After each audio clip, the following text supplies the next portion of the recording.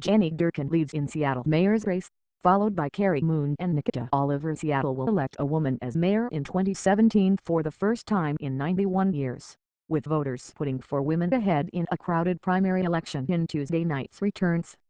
Former U.S. Attorney Jenny Durkan led the 21-candidate field with 31.6%, while urban planner Cary and educator and attorney Nikkita were neck and neck with 15.6% and 13.9%, respectively, in the nonpartisan race to succeed outgoing Mayor Ed Murray.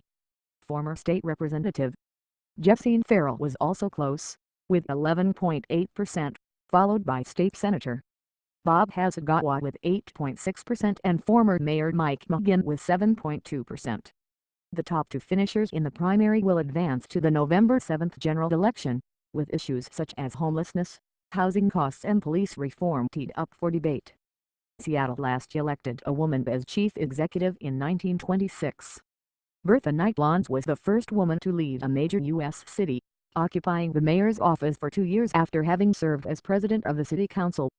Addressing backers at a packed Pioneer Square bar amid raucous applause, Durkan, the country's first openly gay U.S. attorney when she was appointed by President Obama in 2009, said her campaign is about the future of Seattle and the future of our country. It is a rebuke to what Donald Trump stands for, said Durkan, 59, citing Seattle's progressive values. Speaking to boosters at a Belltown lounge, said she was stunned but energized by her second-place position in the Tuesday's returns.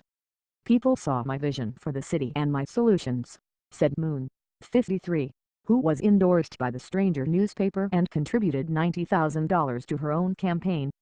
Wealth inequality and our housing crisis shows our city is not working for all of us. In a statement, added, Seattle's voters won't let the future of our city be sunk by status quo thinking and politics as usual. There is too much at stake. We look forward to the next few days of returns from King County elections. Gathered with other Oliver supporters at Washington Hall in the Central District, singer-songwriter Holly Swanware expressed wonder at a volunteer-powered effort to elect the 31-year-old with deep ties to community activism but no government experience.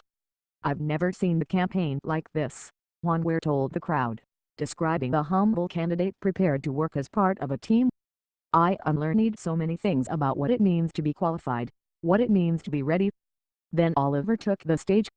Tonight is about celebration, she said before singing The Change Is Gonna Come.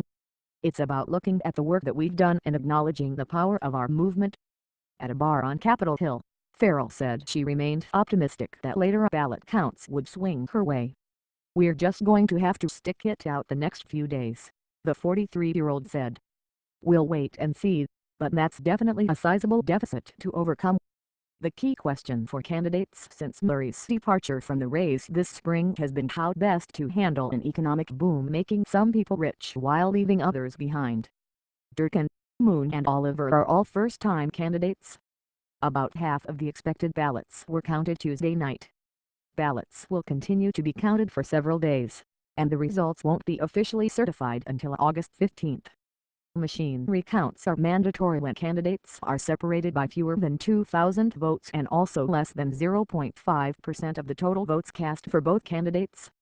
Manual recounts are mandatory when the gap is fewer than 1,000 votes and also less than 0.25% of the total votes cast for both candidates. Separately, candidates can request recounts. Earlier this year, it looked like Murray might cruise to re-election. As late as February, his most prominent challenger was a Ravenna Safe Streets activist. But a secondary term was not to be, as the 2017 mayoral race began to change, and changed quickly.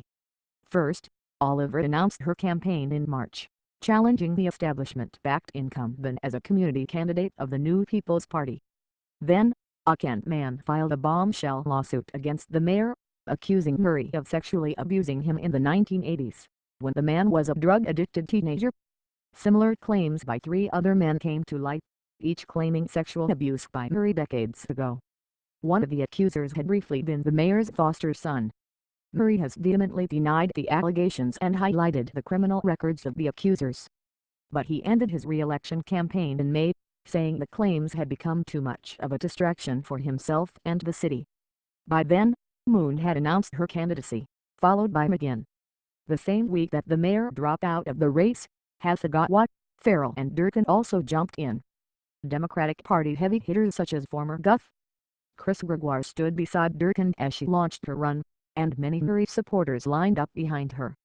The former prosecutor leapt before her opponents in campaign donations, racking up close to $200,000 in her first month.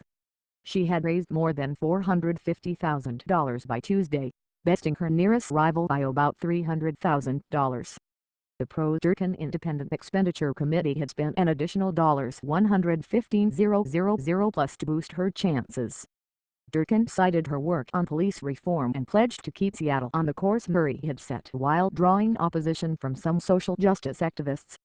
Oliver generated grassroots enthusiasm, attracting more than 1,000 volunteers and raising more than $120,000 in mostly small donations. She said she would ratchet up affordable housing requirements on developers and freeze or reduce property taxes.